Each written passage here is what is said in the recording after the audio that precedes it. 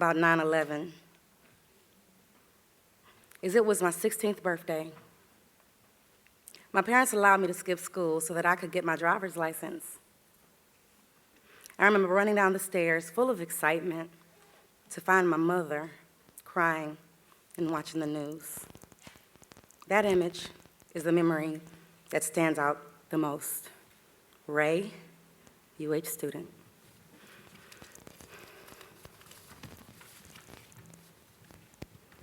What I remember most about 9/11 is being in the second grade and not being able to watch cartoons because Cartoon Network had breaking news from New York. J.R. Ferguson, SGA. What I remember most about 9/11 is confusion as to why people were leaving my third grade class early. When I got home, my parents explained it to me. I still didn't understand. And we had a long, tight family hug. It was the only one we ever had. Marshall, UHD. Good morning, ladies and gentlemen, distinguished guests, Cougar family. My name is Sergeant Loren Bradbury, Coordinator of Veteran Services for the University of Houston. On behalf of the University of Houston, our family and our Cougar community, welcome. Today, we remember. I'd like to introduce our moderator for today's panel.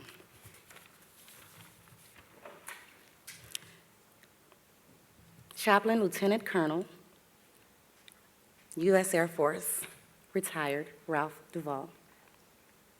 Dr. DeVaul is an education coordinator with the Texas Veterans Commission. Previously, he was a chaplain, still is, Lieutenant Colonel Ralph B. DeVaul Jr. at Headquarters Air Force Reserve Command, chaplain consultant for the Yellow Ribbon Program, and IMA to HQ, AFRC Command Chaplain. It's a mouthful, Dr. DeVaul. He was involved in the revamping of the U.S. Air Force Comprehensive Airman Fitness Program, which, by the way, has been modeled by many other branches. For the Department of Defense, he was a leading subject matter expert for individual and family resilience. Having served on task forces at the Pentagon and throughout the U.S., he has spoken to over 28,000 military members and their families about resilience and wellness. In 2013, he retired from the Air Force with 32 years of service, including 3 tours for Operation Iraqi Freedom and Operation Enduring Freedom, and 1 tour in Vietnam, Southeast Asia.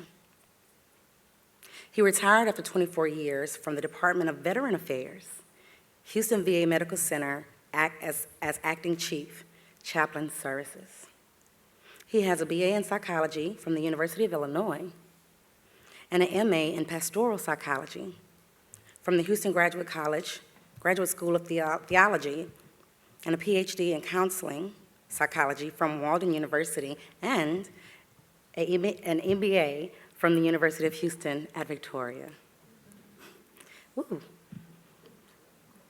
Presenting to you now, Chaplain, Lieutenant, Colonel, retired, Ralph Dr. DeVaul. Thank you, Lauren. Thank you, Lauren. Hey, if you know me, you know it's hard to keep a chaplain in their seat while they talk. But I tell you what, I'm glad to be. I don't know if I'm a cougar because I got an MBA from University of Houston. I don't ever add the Victoria to it, so I bleed red. Thank you all, and distinguished panel. I really appreciate you all being here today. And am I going to read their bios? Yes, I am. Well, you just took their bios, so.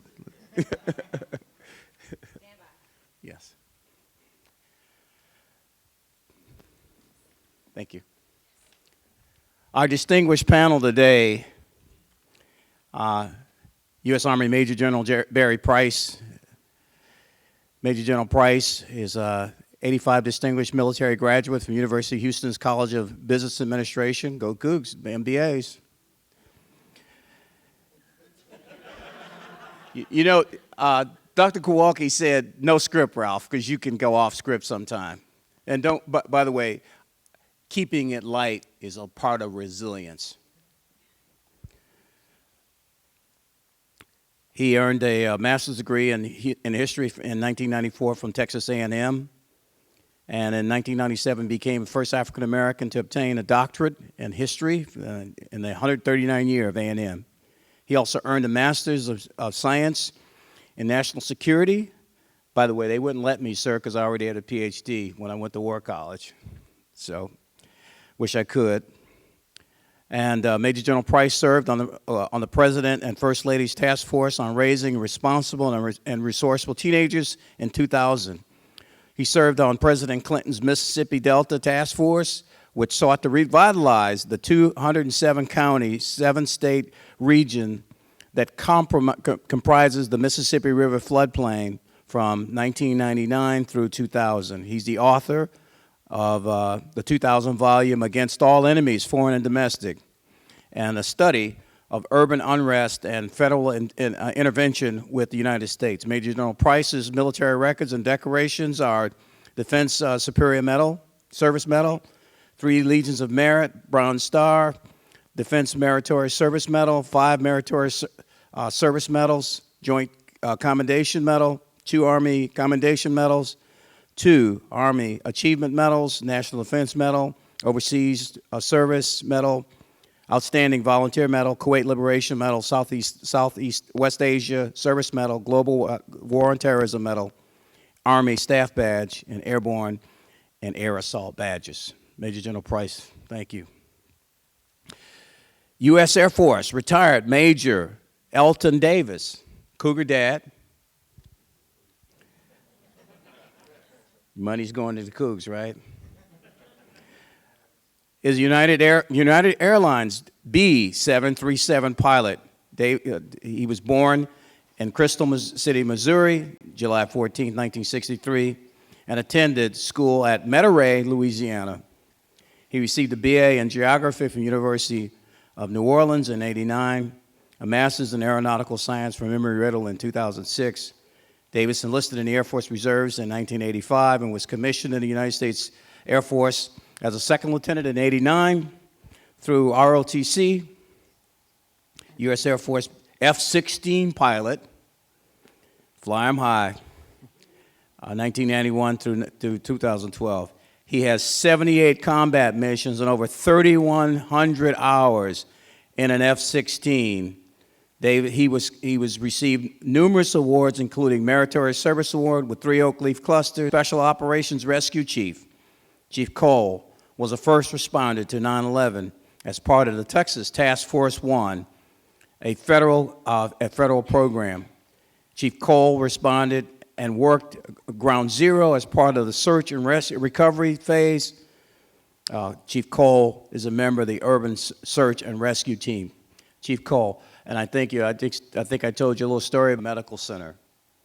I was sitting on the bed, and my 3-year-old granddaughter came upstairs while I was sitting there watching the TV, and I went down and grabbed a cup of coffee and came back, and I missed the first plane, and the two of us sat there stunned.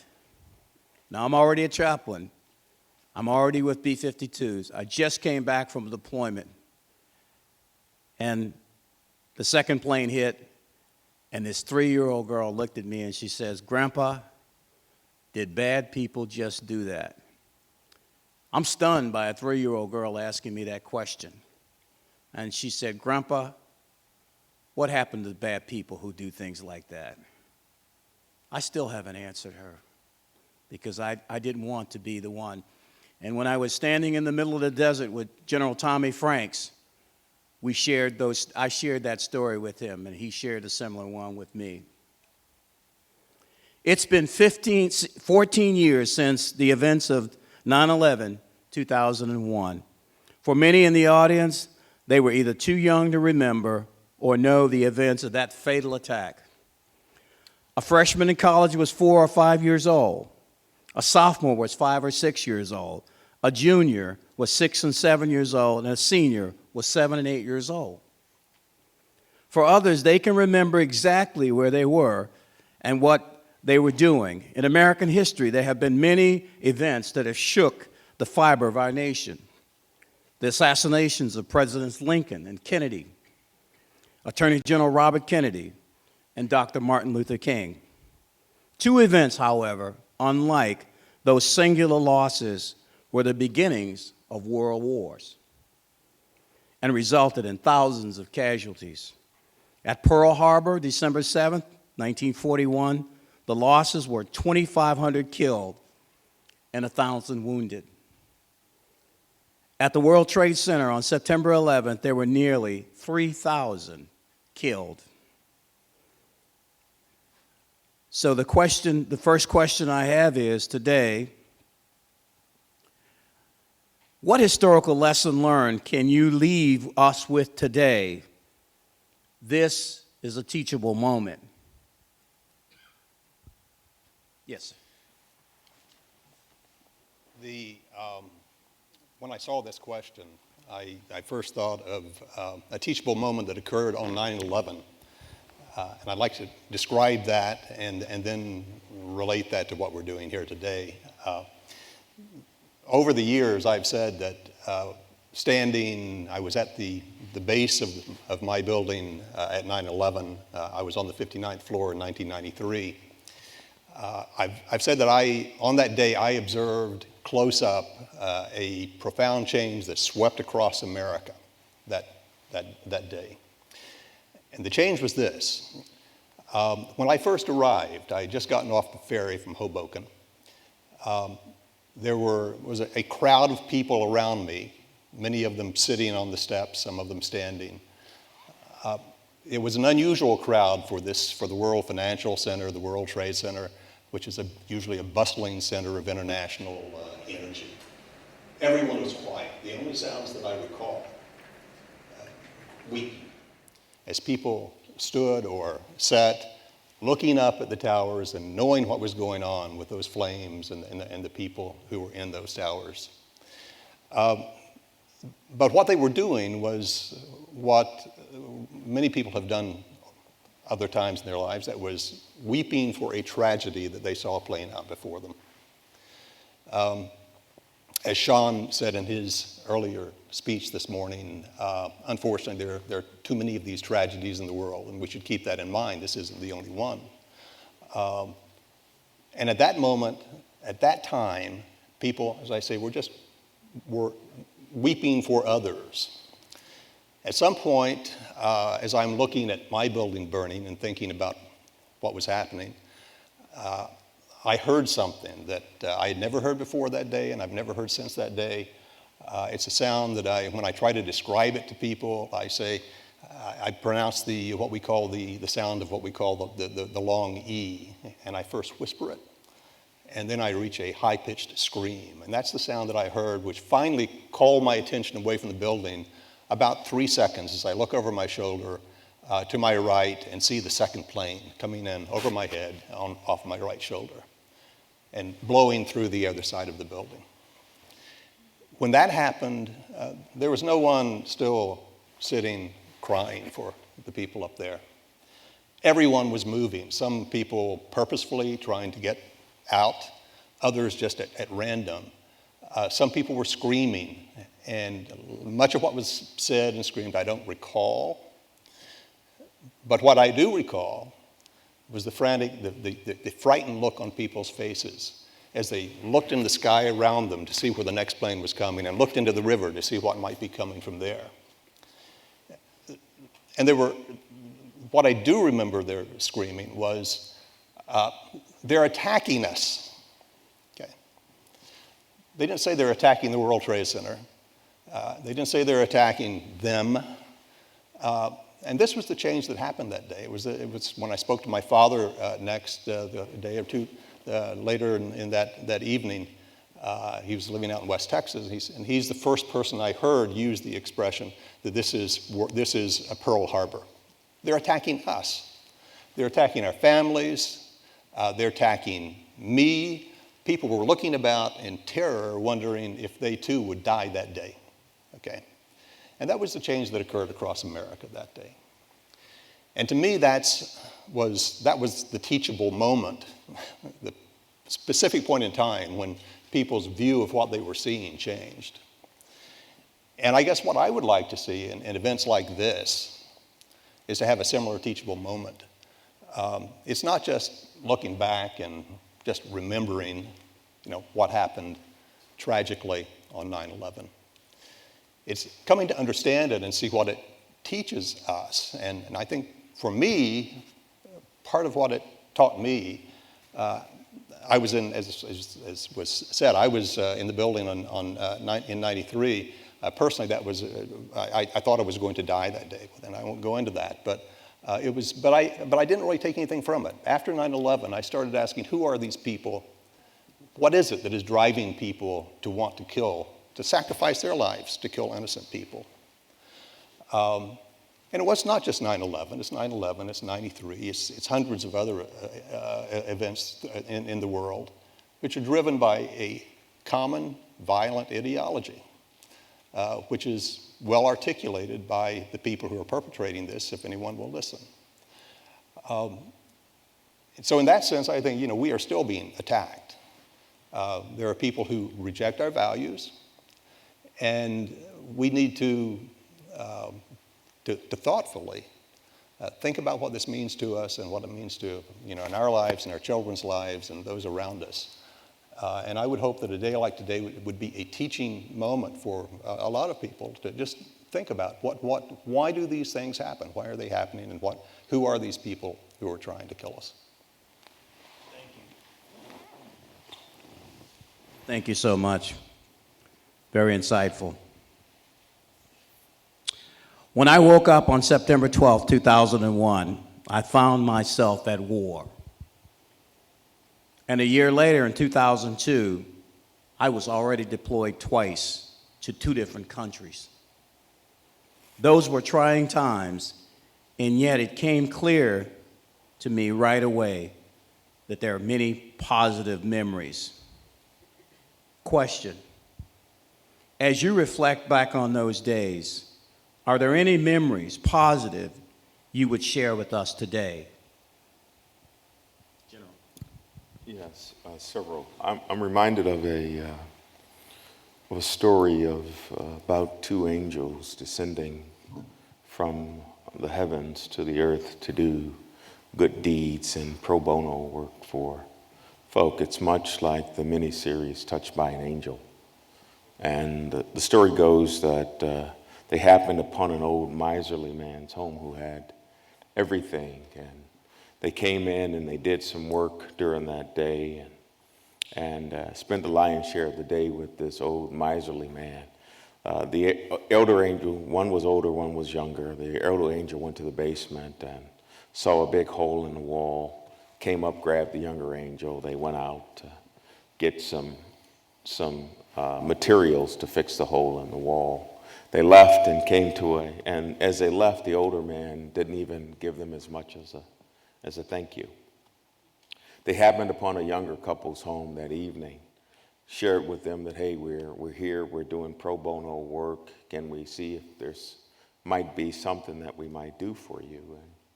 And they said, well, the hour is late. We're about to sit down to supper. How about joining us, spend the night, and we'll figure out what you can do in the morning. When they arose, they found the husband consoling his wife. She was crying, and she said that last night our cow had died, and that cow was our sole source of revenue. The older angel looked at the younger angel and said, how could you allow this to happen? And the older angel said, things aren't always as they appear. The younger angel said, but hey, that miserly man who had everything, and he offered us not even as much as a glass of water for all the work we did, and these people have so little, and they gave us so much. How could you allow this to happen? He said, again, things aren't always as they appear.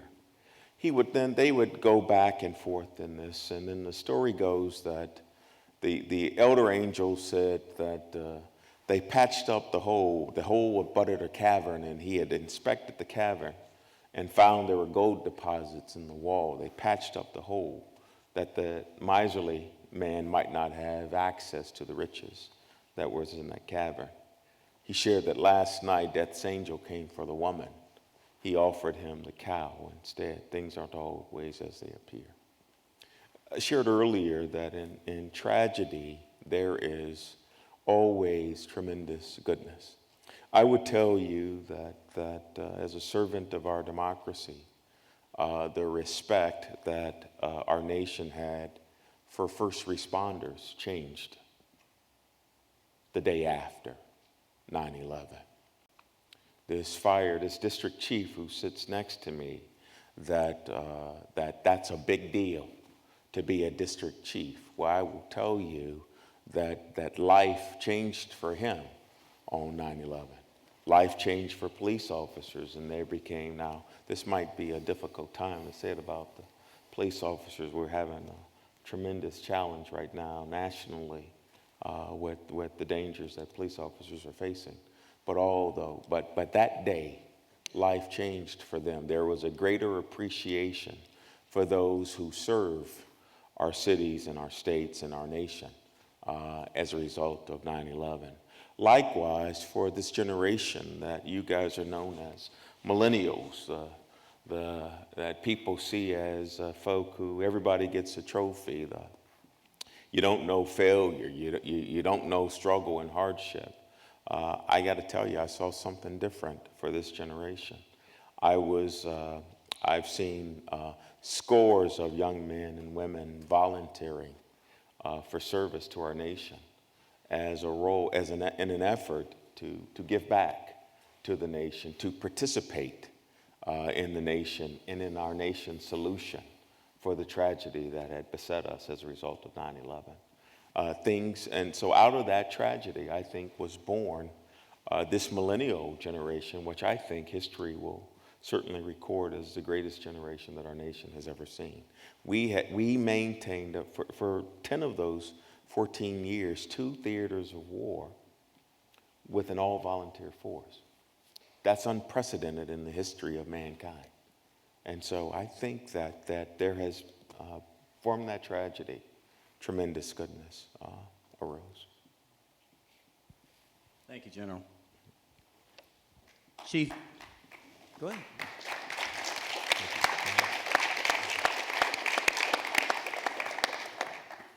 Chief, as I think upon what General just said about first responders, while everyone is running from it, you're running to it. The university is but one of a few repositories of artifacts from the World Trade Center Twin Towers in New York. Chief, you and I were talking about it. I have not ever returned back to that site. I don't know if I can do it yet.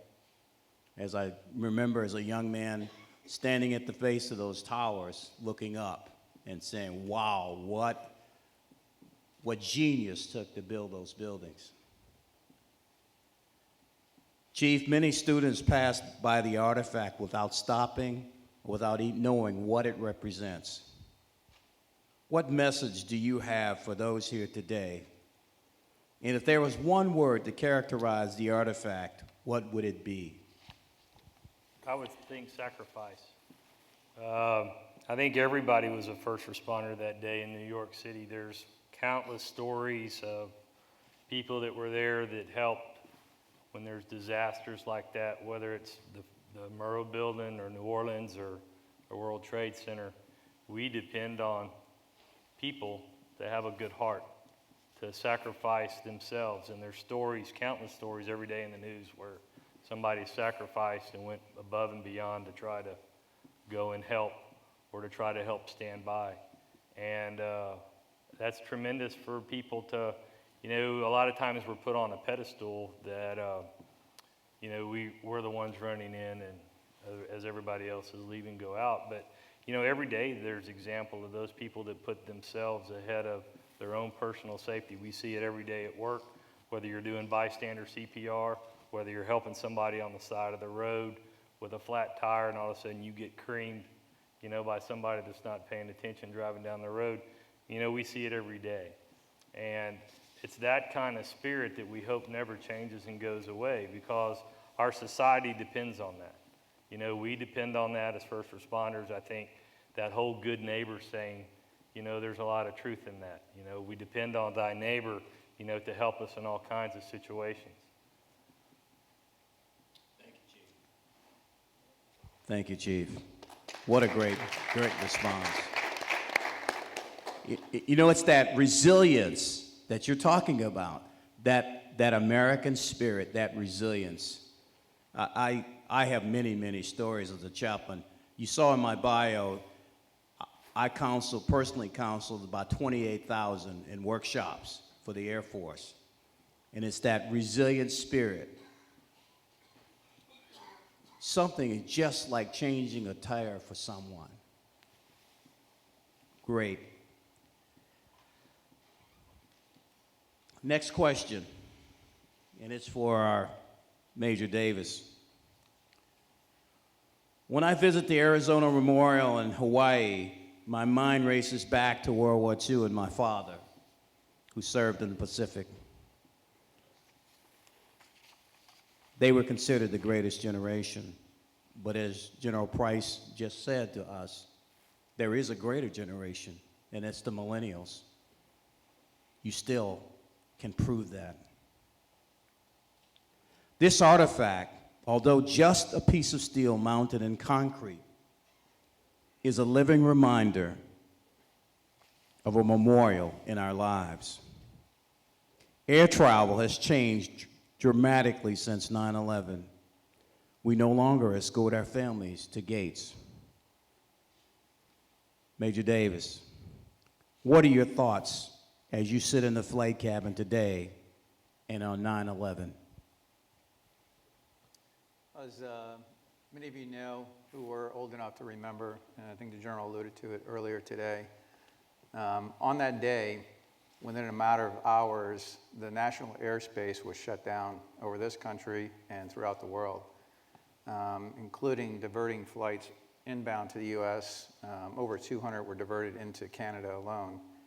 And many of those families and crew members throughout the world were in places not being able to get in touch with their loved ones at the time, with a lot of chaos going on in the country. So it was a great time of turmoil and concern throughout the nation. And like you said, the air transportation industry was shut down for that next day. And looking into the sky throughout most of the nation that day, I remember not a plane in the sky. And it's something you don't think about going through your daily lives every day, because you see it constantly. But when it's not there any longer, it's a really stark contrast. And like you said, I mean, it was so easy during those days, and we'd bring family members up to the cockpit, you know, and have their kids in there, even during flight.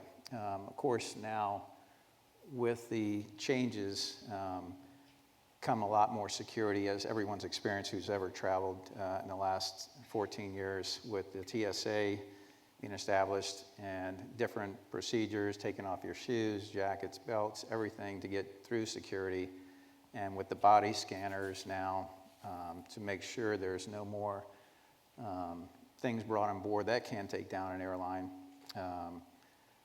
So we've got the beefed up security from TSA now. You've got the 311 rule with the liquids, so you can't, you know, devise something to take down an airline from on board.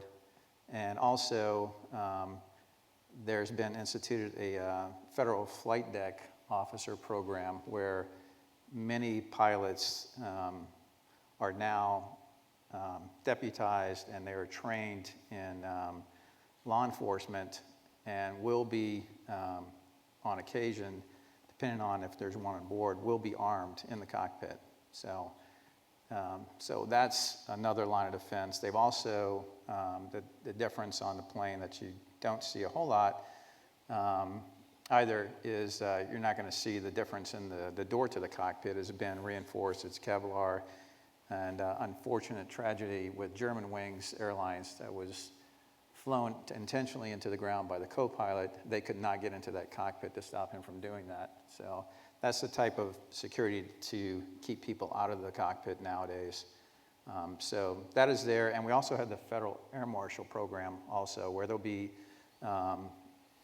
one, maybe more federal marshals on board who are armed and trained at preventing another hijacking.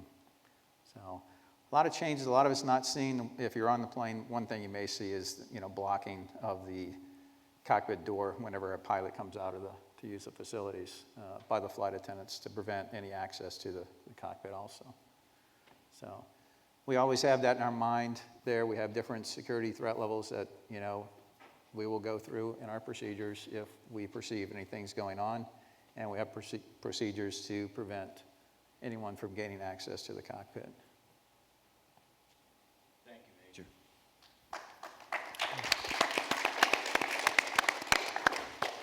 Open question. Deep in the archives of your mind, your psyche, are stories, people, and events surrounding 9/11 and beyond. What are the positives? That is, finding good stuff, good in bad stuff.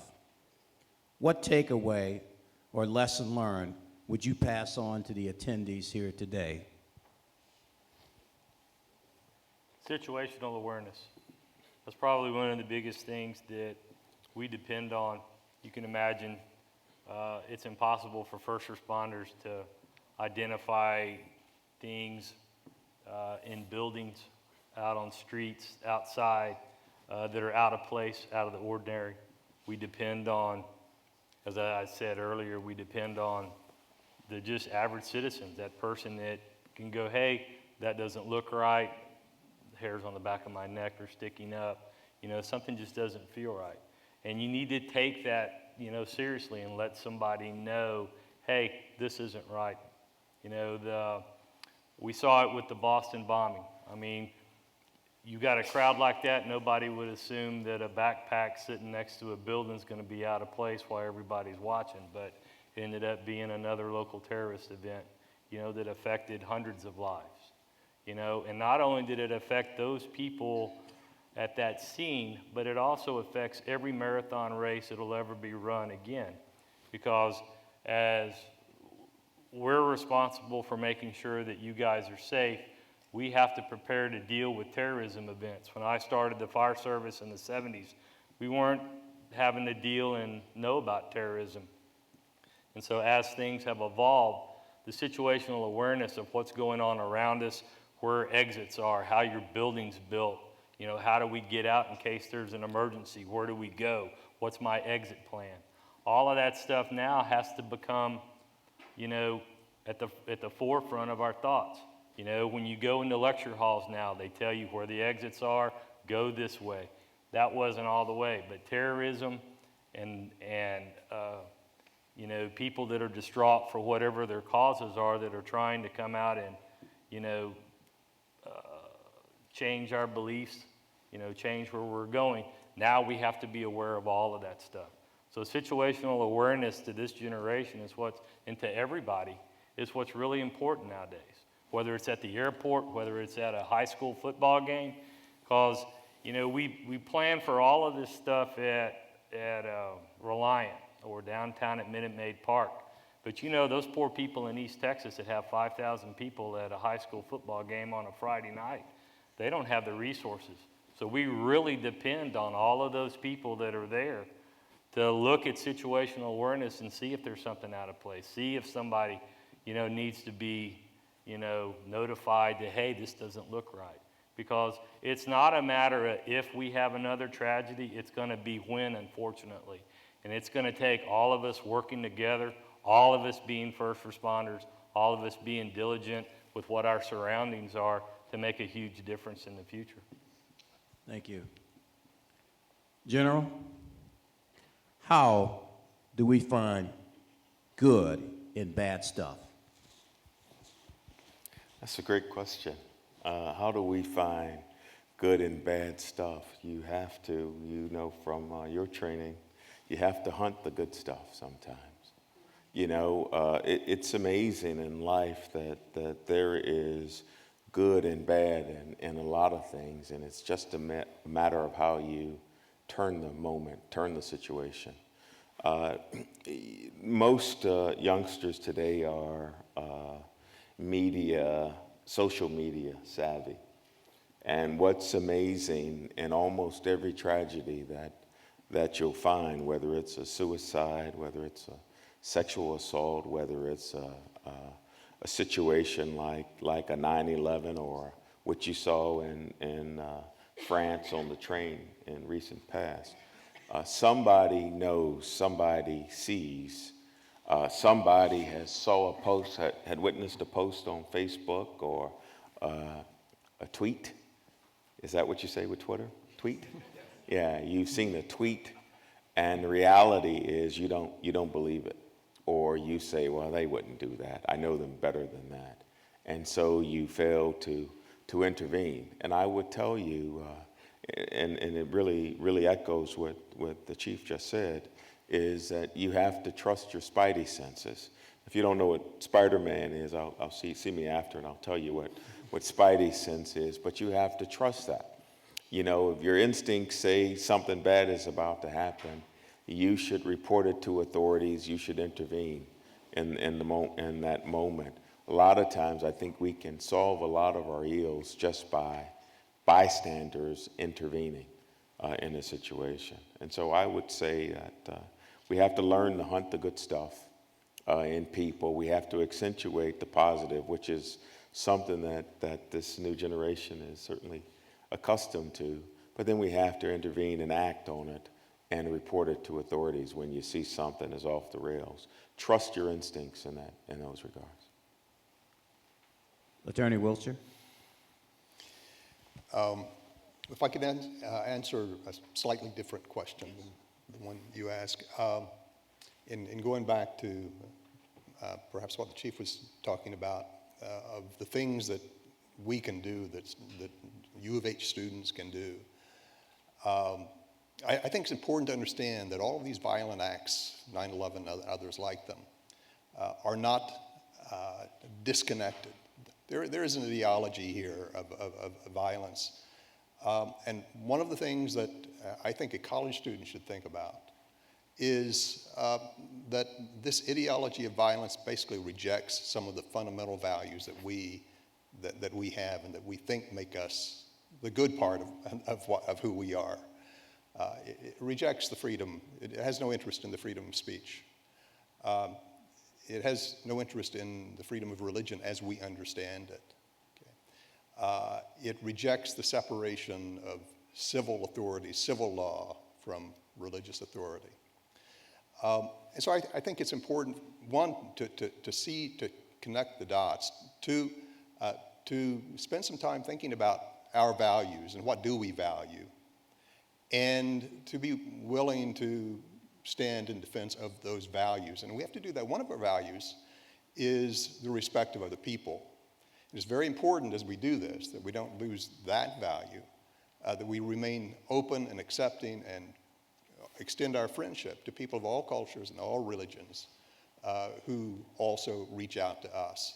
So we can set examples in that way, but we also need to understand that our values, our culture is under attack. And I agree with the chief. We're not just talking about what happened in 9/11. We're talking about what's going to happen tomorrow. Okay, this is a continuing thing that we will be living with for some time. And I think that, just think about what is important to you as in civilization-wise as students, and focus on that and think about what you're willing to do in order to defend those values.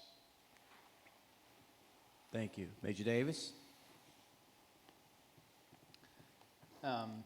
Again, with finding good in something that's bad, and we had talked about it earlier,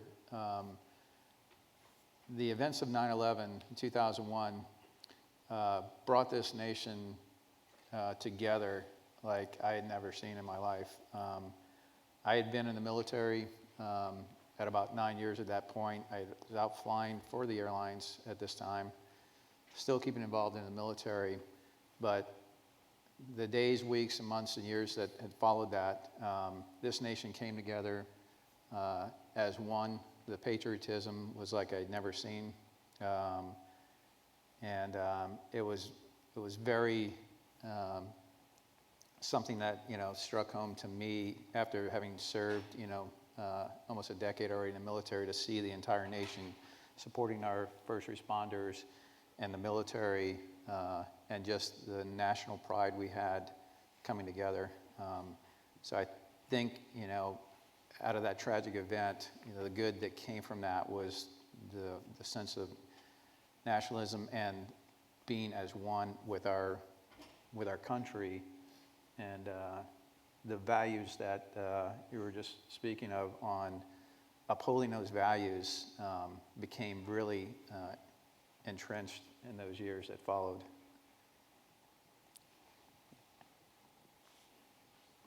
All right. Finding good out of bad. I'll tell you a quick story. I'm deployed in the middle of the desert. It's 140 degrees. And I'm the chaplain on the tour. And I'm there to help build the morale. And of course, my famous motto was, "Not on my tour," as a chaplain. So I met a young lady whose life was in turmoil. Her family was in turmoil. She was advising people to do anything and everything they wanted to. And even though she was married and she had 2 children, she was still doing that. I visited her almost every day. It's hard to tell the colonel, "Sir, you can't come visit me as a chaplain." Fast forward 10 years. She's my friend on Facebook. She is the proud mother of 2 teenagers in high school. And she used to tell me, she said, "You're not my father, so you can leave, chaplain." But today, she's my friend on Facebook. She's a E8 in the Air Force, about to retire. And every time I read her Facebook, it's all about positive, taking care of your family, taking care of yourself. Now, this is a lady who is the advisor of do what you want, but through the diligence of staying with it. And that's really what resilience is about. It's about staying with it, finding good in bad stuff. I do want to take a moment here, and I think we had an opportunity to take some questions from you. So we have some time left. Can we get some questions from you for the panel?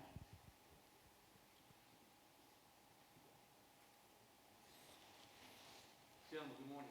Morning. Good morning. Warren? Sergeant Martinez, retired combat medic. I was with the 82nd Airborne, 504, the 173rd, 508. Came to 503rd now. I was overseas in Italy. I was stationed in Italy. That day I was with my girlfriend, Estonian. I remember coming at dental appointment. And I had my old green EDUs. And grabbed the beer out of the fridge. I said, "You want one?" She's like, "You need to come sit down." I'm taking my top. And can you hear me? Hello? Okay. So sat there, took my top off, but unbalanced my boots, and I'm saying, is this a movie? I mean, Italy's 3 o'clock in the afternoon, New York is 6, it's 9, and the moment I look up, that's when I see the second airplane hit. I chucked my Corona down, grabbed another one, balanced my boots back up, put my top back on, got my beret, and I called my soldiers, texted them immediately, "Hey, when you get back in base, stay on standby." Chucked that Corona when it walked on base, and from there it changed everything for me. I joined in '96, just to get away from Houston. The world is more than Houston, so being there overseas already, going down, we're locked down, putting up our 50s up on our base. 14 years, this October's coming up, that we've been in Afghanistan. We're still at war in Afghanistan. The president says we're not, or in Iraq, but I know we're in a war in Afghanistan still. My question is, you, General, I served and is still serving. Personally, as a soldier, we have the greatest Air Force, that we need no soldiers there for at least 6 months. And then we go send the 82nd in, do an airborne drop, wipe it out, and then come back home. Why are we still there in 14 years still? I lost my brother there 5 years ago. My other soldier, 10 years ago, 23 years old, Damien. Eddie was 37. Ooh, turn your phone off. Nah. No, so what I'm saying is, why are we still there? Why are we still there? Why are we still there? Yeah, well, there's obviously a need. There's obviously a lot more behind the why we're in. One, so you know that the military doesn't decide where it goes. That happens by the National Command Authority based on our national and strategic values as a nation. And so that's based on the nation's national security policy defines why we're still there. But we're there because it absolutely is a need that we're there right now. So why not loosen up on these orders of get shot first 100 times and the chain of command gets it going too fast?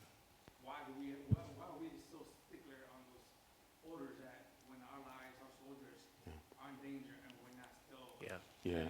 defending us? General, if I can jump in with you here. So what I'd like to do is, I'd like to confine our questions to reflections on 9/11, because we're there because the president says we're there.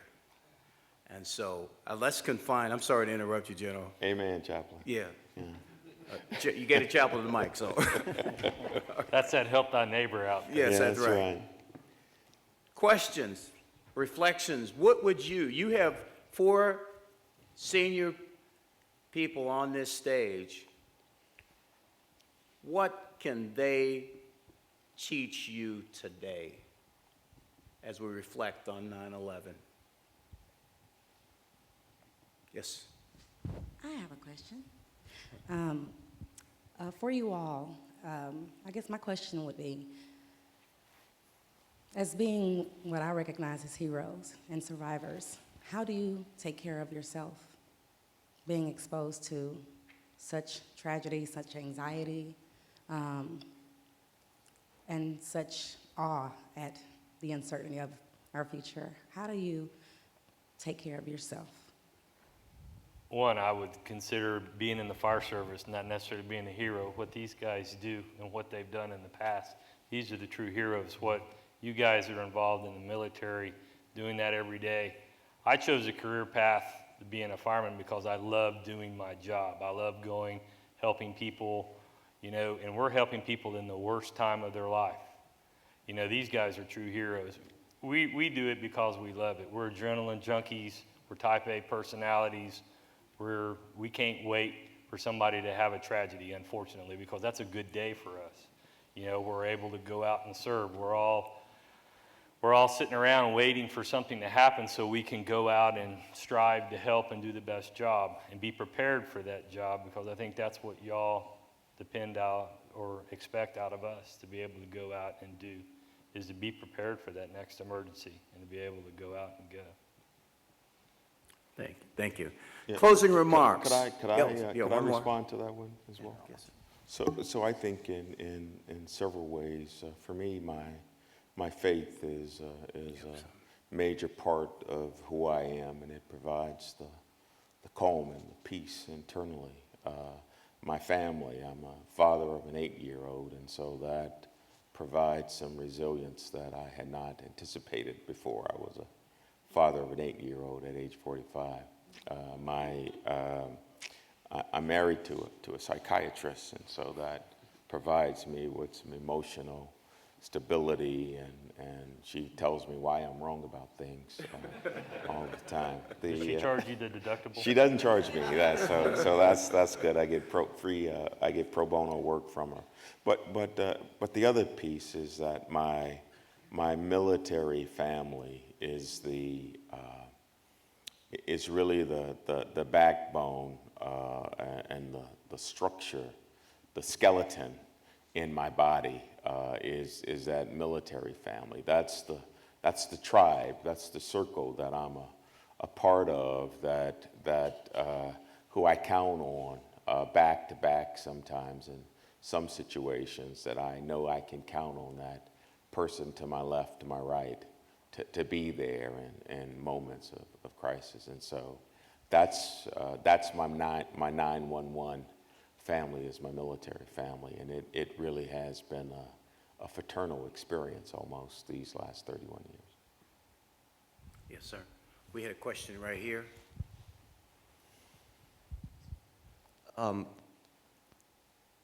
As you said, Chaplain, a lot of college students today were too young to really remember the events clearly.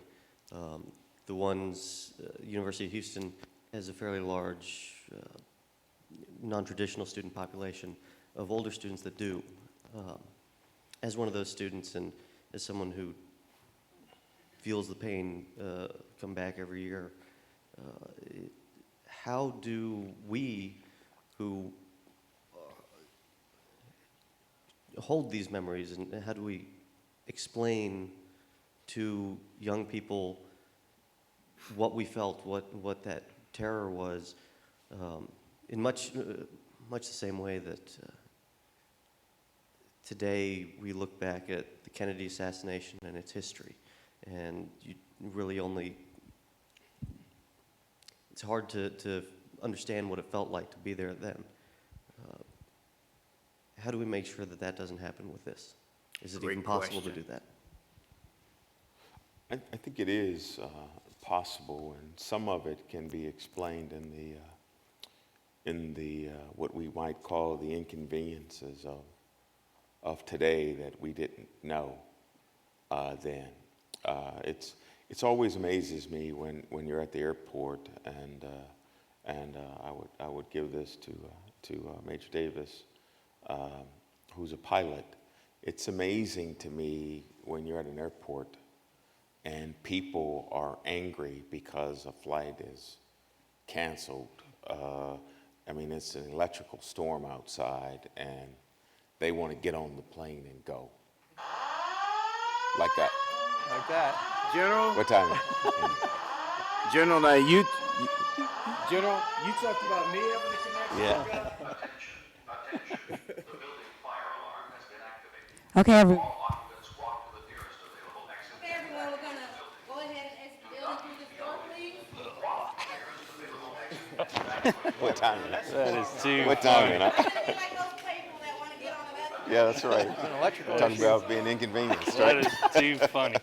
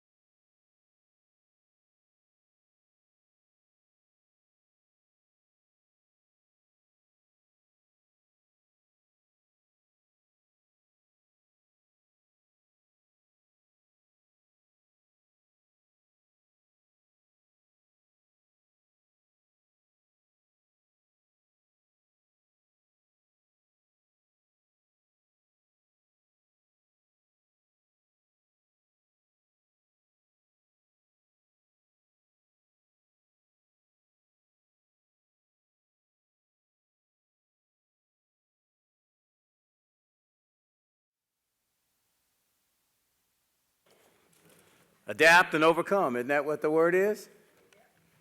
Flexibility is the key to air power for you Air Force folks in here. Well, our closing remarks,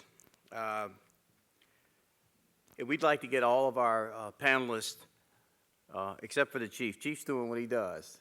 He's out there protecting us. He's a first responder. We'd like to get your closing remarks, and then we will, Selena will come back up. Starting Yes, yes, sir. with me? Yes, sir. I'd like to thank the other members of the panel for sharing this stage with you. It's my personal honor and privilege to share the stage with you. I thank you as well for your reflections. You know, it's the difference between Thucydides and Herodotus is one saw and wrote based on his experiences, and the other read and spoke about the experience. And so it's always wonderful to hear from someone who was there and firsthand account. And so I thank you for that. Chief, thank you for getting the alarm fixed for us. Microwave popcorn. But to each of you and those who are streaming in, I would just ask that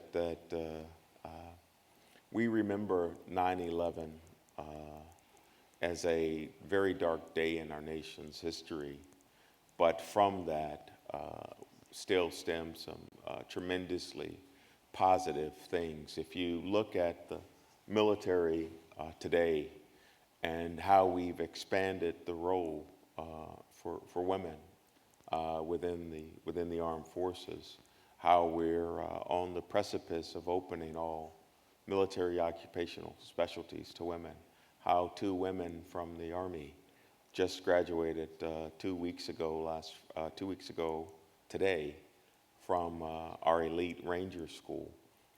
That's something that stemmed out of 9/11 based on an expanded role for women in combat, and seeing how they operated in the arena caused our leaders to change some policies that had long been existent. And so I think from out of tragedy, much like the mythical phoenix, we rise out of the ashes and we arrive as a much stronger nation and people as a result of tragedy. And so thank you for hearing from me today, and thank you for your support of our great nation.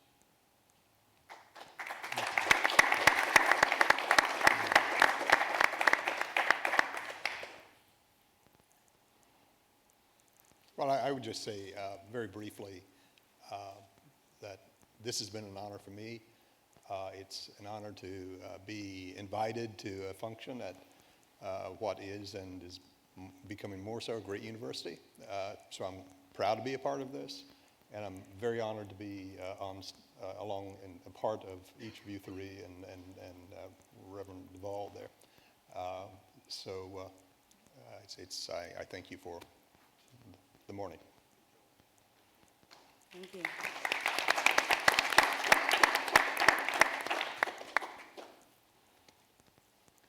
The only thing that I would add is keep doing these kind of things. You ask, how do we not forget about days like today? I think U of H has done a great job by getting that piece of steel and having a memorial out there, being able to do things like this that brings up thought and discussion, views, those kind of things, to be able to, keep it going. And 20 years from now, as those people, the new students, pass by that piece of steel, it might drum up, curiosity to be able to go on the internet and learn about it and learn about the sacrifices. Because one of the things that I tell my rookies is that those 3,000 people that died, when they got up and went to work that morning, they thought they were coming home. And that's the thing to kind of ponder. How do we make sure that we go home safely the next day? Because as I talk to my firefighters each day, we hope, and it's our job as officers to make sure that they all go home the next day, because we have no idea what's going to face us. Just like every morning when we get up, we don't know what's going to be ahead of us that day. So think about doing the right things. Think about helping your friends, your others, and that's going to help make us a better society.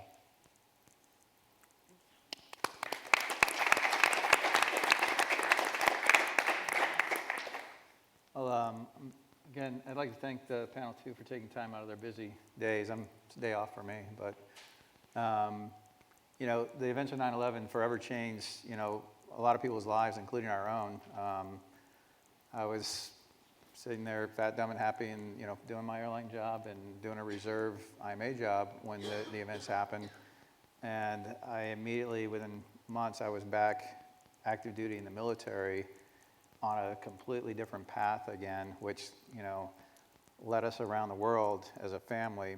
Our daughter was only 3 years old at the time, and as we said earlier, she's a junior here, a freshman here, just starting. So she kind of knows because she was, you know, around the military her whole life growing up. So, and you know, we've talked to her about those things over the years. We kept magazine articles, like Time magazine from October of '01. That has, you know, a great display like we have out in the auditorium here. So I think just talking about it, having the memorial here is great. Having these events to remember all of those who have not only died on that day, but in the ensuing global war on terrorism.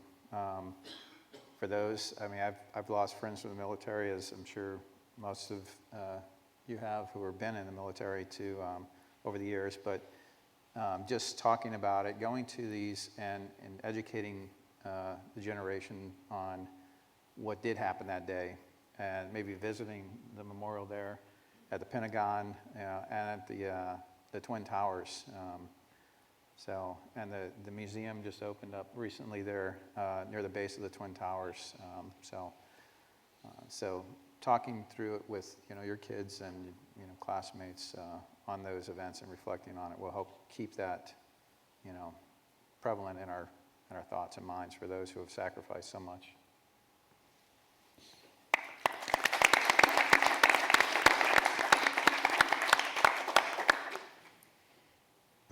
So that concludes our panel. I just want to take a few moments to thank our panelists again for coming out on a busy day. Every single one of these gentlemen pretty much got an email or maybe ambushed in a hallway as I asked them if they would consider being on the panel, and they all were more than willing to give their time to participate. So we're very thankful. We've got a couple of little gifts that we're going to present to our panelists, and again, thank you guys for coming out and supporting this event.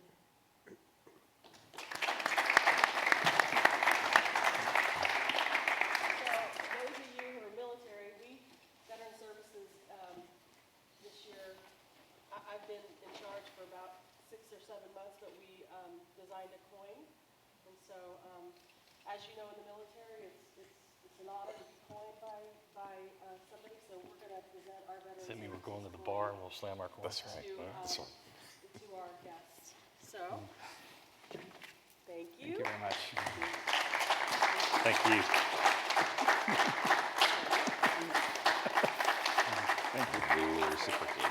Okay. Thank you very much.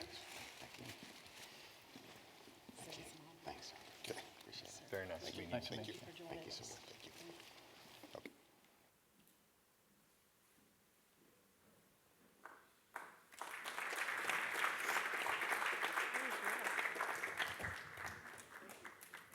This concludes our panel event for this afternoon/morning/afternoon. If you want, I'm sure the panelists, if you want to just come up and shake their hands or say thank you, please feel free to do so.